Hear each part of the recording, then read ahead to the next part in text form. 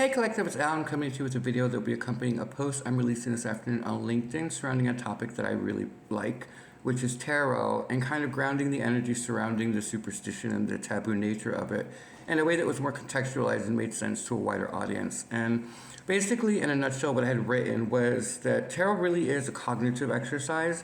There really is no difference between how someone interprets a visual art form and that of, like, let's say, a test for intellect, which would be like an ink blot test, right? It says a lot about the person's psyche and kind of provides kind of a psychological profile for how someone interacts and views the world at large. And what I wanted to do with the piece was really kind of go in stark opposition to kind of the dire nature of everything going down around the world, around the globe and stuff. And I wanted to do something a little bit more lighthearted. But in the end, what I was looking at was the reality check of the fact that it really is no different than another form of cognitive exercise. But what I didn't want to do was play down the skill set that lay in someone who has the ability of divination, which is the act of actually looking at something and divining its meaning and purpose from within whatever form you're looking at. So just like one would do an ink blot test to test the intellect of a student, you can sometimes see a lot more about the reader than they might know from how they interpret the cards that they are being presented with, right? Two people can read the exact same spread and will have completely different meanings or interpretations of the story arc that's happening along the hero's journey. And at the end of the piece, I really kind of left it in a point where I said, it basically shows where the reader and the viewer is along their own hero's journey. And it is an indication of where they are sometimes in evolution. And it was neither a negative nor positive thing. It was just a statement of grounding the practical mysticism, which is the era we're in a way that made more sense to the readership, or in this case, the viewership of YouTube. They would understand that it's no more superstitious or fortune telling as it is the act of intuitive interpretation and also a spiritual practice of tapping into other people's energy if you're reading for them, or if you're looking into yourself, finding the answer that is on an unconscious level and bringing it up to a conscious point where you are in search of something that means something to you, but it's just out of your conscious reach. And so sometimes by doing a tarot reading, if you're looking at a set of cards, what is hidden underneath will sometimes reveal itself in how you interpret what you're looking at. And it can be a great form of psychological profile. And it's a great thing that I love to do when looking at readers. I have specific tarot card readers that I absolutely love and adore who have incredible skill sets at tapping into a much higher vibrational nature. And so I didn't want the piece to seem that it was playing down the skill set that some people have. But in truth, it really is a cognitive exercise. It's not anything occultish. It literally is a visual story of every soul's journey throughout life, and the cards that come out are up to the reader and to the viewer to then understand and figure out what it is that it's trying to tell you.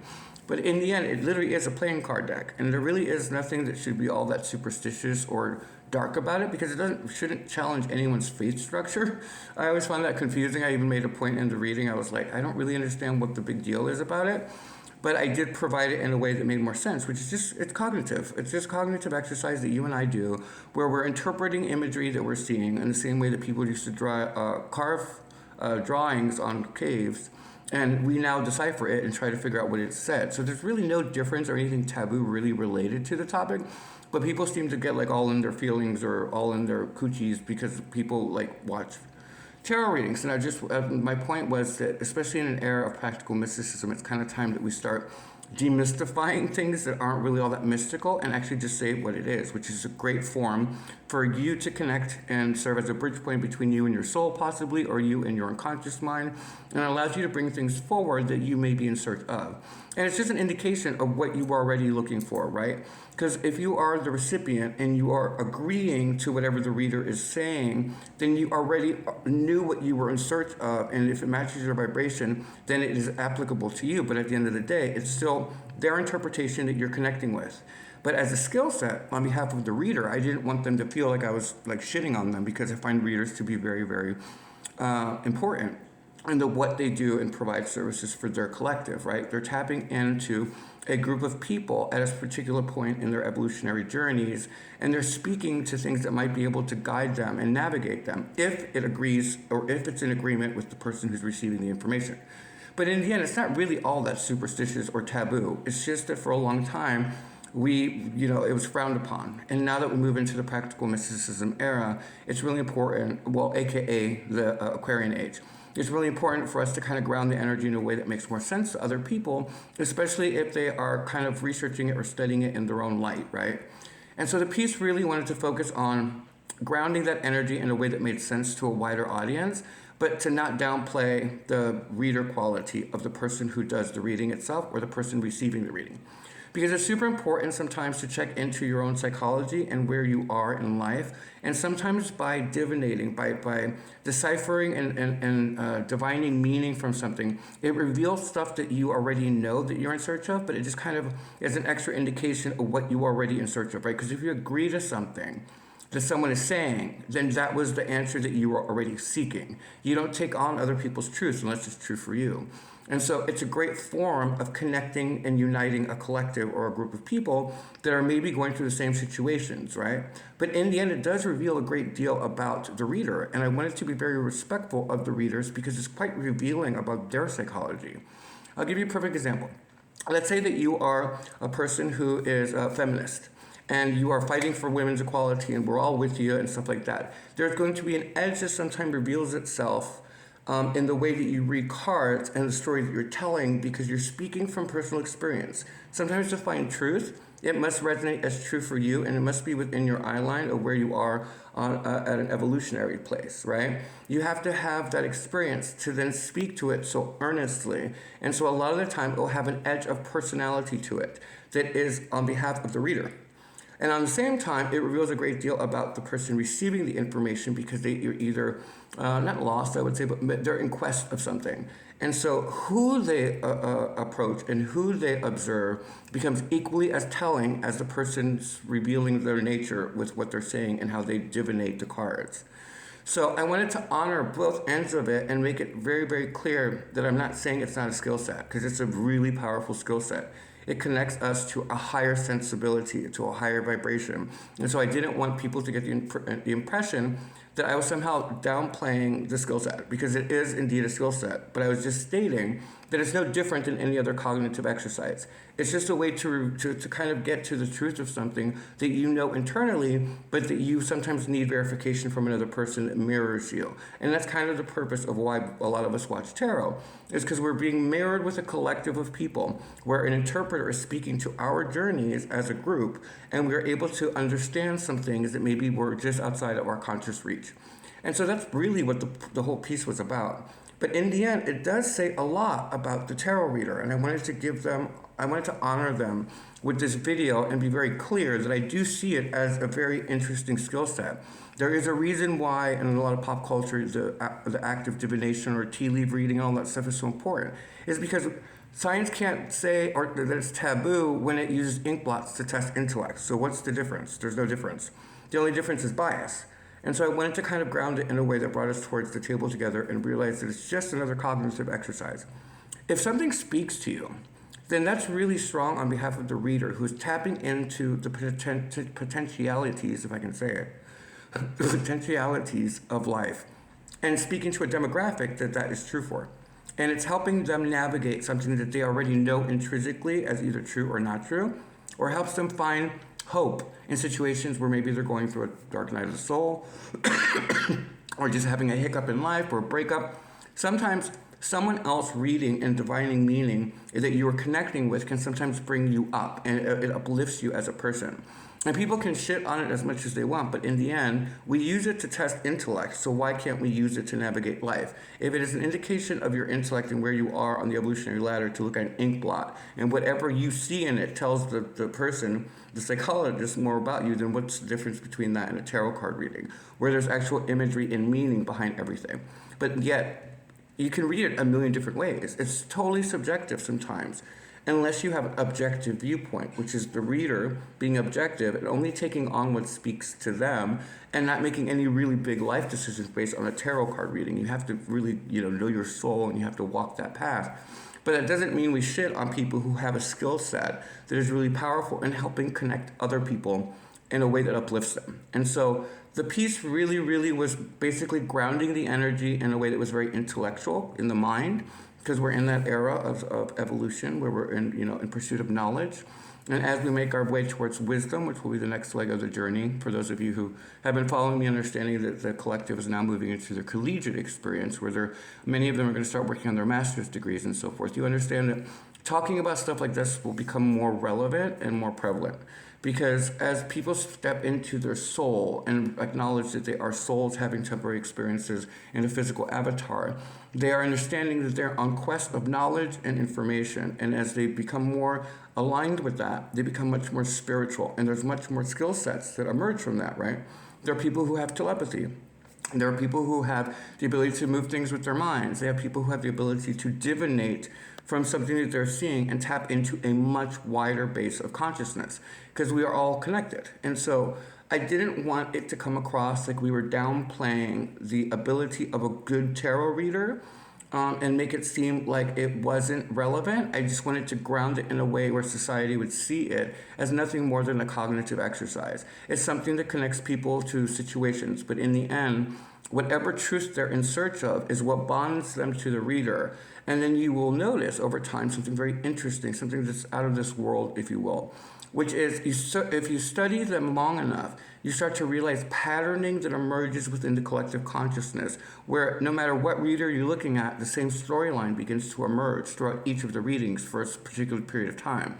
And the question then becomes, or the next leg of the quest becomes, well, what is it connecting them? If it's bullshit, then how are so many people coming to the same realizations and the same outcomes and have no connection directly with each other? And so there's a lot to be learned and gleamed from this type of dialogue. And so I wanted to introduce it in a way that was not only grounded, but that really paid homage to the people who actually are skilled at it. There have been incredible readers who have moved on back to their house of Christ or wherever they are and have let that go. But it was a great teaching vessel for those individuals, and they learned how to become much more trusting of their intuition. It's a great intuitive skill set to study. It's just something that lets you know how connected you are to the higher realms and so forth.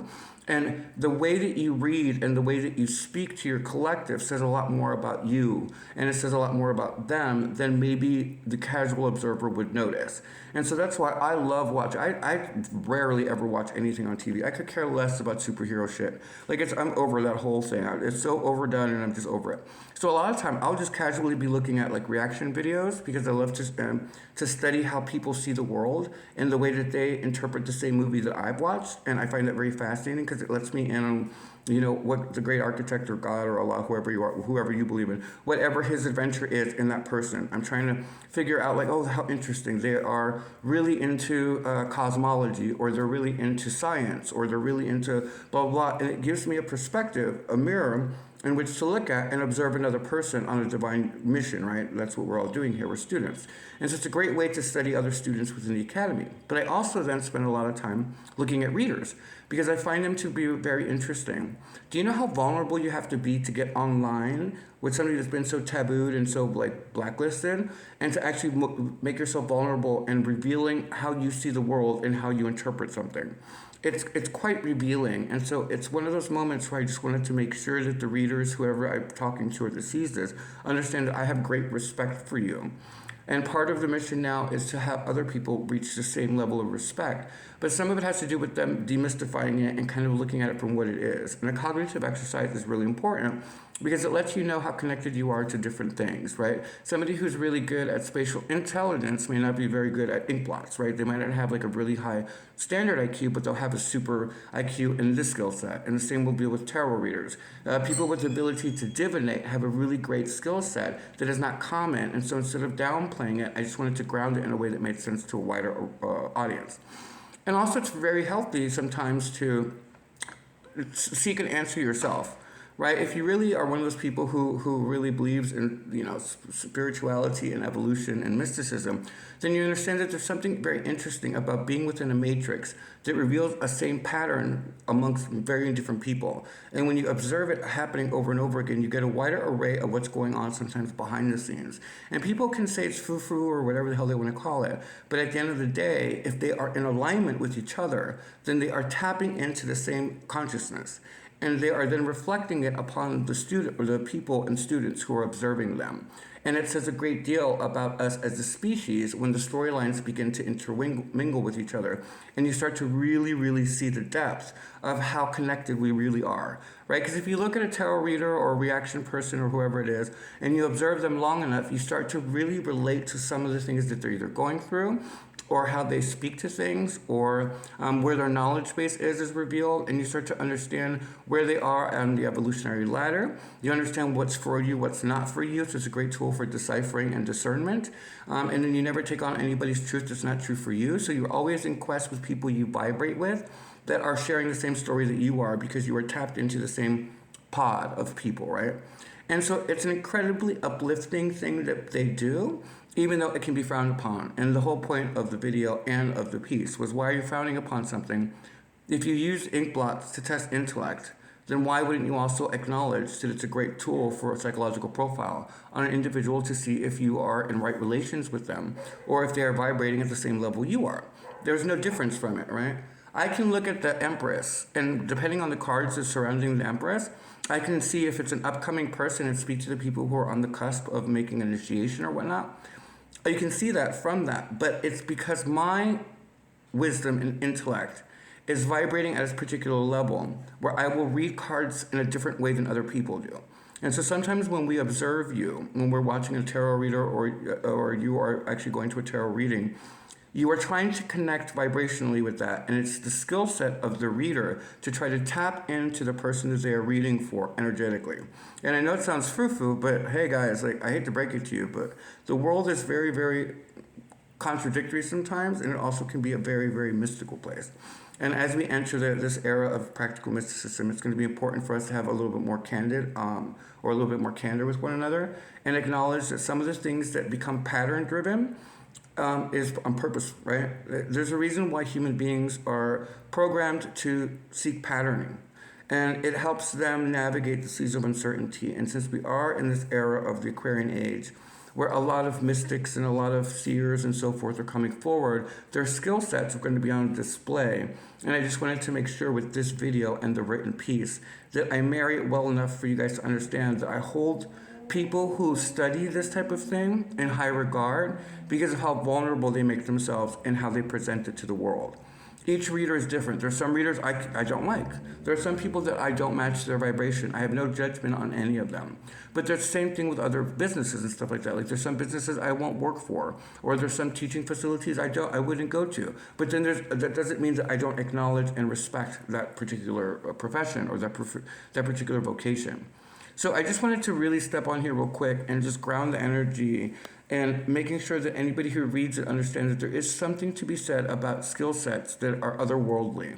Things like where you are ahead of the grade, or you're ahead of the curve somehow, and you start to develop this ability to discern things. You know, like when you're watching the news, you can tell when someone's lying or when something's fabricated, and then you just look at the source and then you go, okay, so that's why my instincts. It's all about intuition. And as we move into the Aquarian age, specifically the era of practical mysticism, a lot of intuition and spiritual prowess is going to be on display by very key people who have a skill set that is not normal. And it's important to acknowledge it, because I'll give you a perfect example. I had a dream recently where I was talking to a young man who I believe was in a hospital, and he was happened to be looking at tarot cards on his, I think it's like a Game Boy or whatever, I don't know, it was some sort of screen, it could have been just like one of these things, but anyway, the point is I was having this really great conversation with him, and I realized that he might be autistic in the dream. I don't know this person in life, at least not that I know of in physical form, but I realized he was somewhere on the scale, if you will. And I realized that one of the things that he is very gifted at was when he was looking at, he was telling himself stories while he was in the hospital. And he basically reminded me of, like, I remember one time I had writer's block when I couldn't get something written, and I stopped and did a tarot reading, and for no other reason than to just unblock myself. And so I wasn't reading for anyone. Instead, I just used the cards to tell a story. And I started to realize that you can do that as a writer, to sometimes break yourself free of a block. And it's a really great essential tool. But when I was talking to this young man, I realized that he had a very powerful skill set of manifestation. And when he looked at the cards in the dream, he was actively doing something that affected the world, right? And it was a very beautiful spiritual kind of dream. But in the end, I was like, it's kind of interesting how many people really kind of shun this idea of cognitive exercise. I was like, what's the difference between them? And which led me to this particular piece. But the point is, I wanted to make sure that if that soul is actually watching me, because obviously we connected on some level in the ethers. So if he's watching me, I wanted him to know that I respect his skill set and all of the reader's skill sets, because all of them are so different from each other. But it is incredibly revealing and an incredibly vulnerable position to sometimes put yourself in, because you don't know where teachers dressed as students are observing you and can kind of tell where you are on the path by what you speak to and how you speak to it. If the power is in the words, then the words used to depict the story says a lot more about the reader sometimes than it does about what they're reading. And so it's a very interesting point in our evolutionary position as we move up the ladder here, where we acknowledge that there are spiritual skill sets that may be a little out of the norm for people, but it's time to de-taboo it. Like, sorry, there's a dog going crazy. The winds are like crazy here in LA. But it's time to remove the taboo from some of it, because it's just a cognitive exercise. We don't vilify people who have high IQs, who have really great interpretive skill sets for ink blots. Like, you don't say, oh, that person is evil because they had scored really high on that particular exam.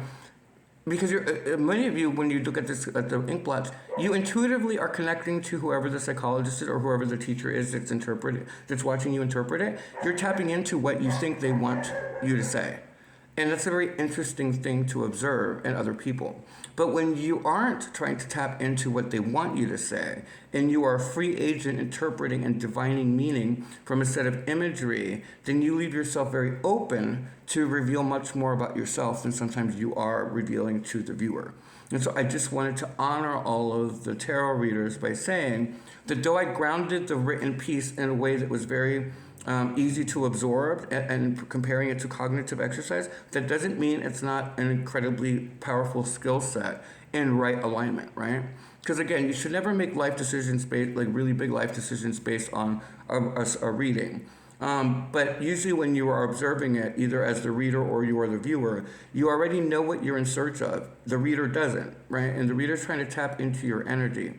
But as a person seeking information, you know what you're inclined to look at. You know it intuitively. And it's just about connecting you to that unconscious part of you that is trying to reveal it to you into a conscious state of awareness. And that's kind of where I wanted to leave it.